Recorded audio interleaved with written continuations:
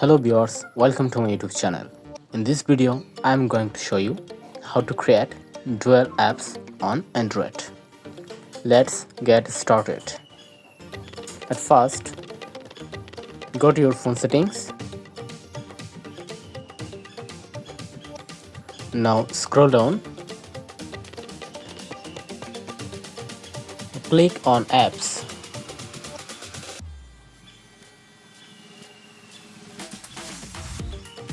Now click on dual apps.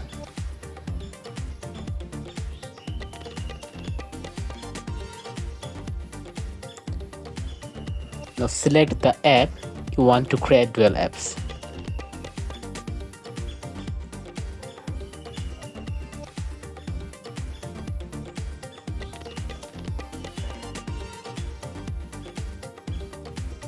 Click on Turn on.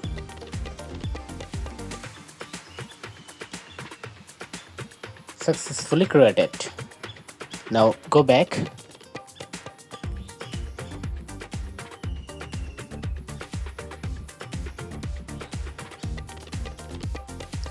By this process, you can easily create dual apps on Android. Thanks for watching.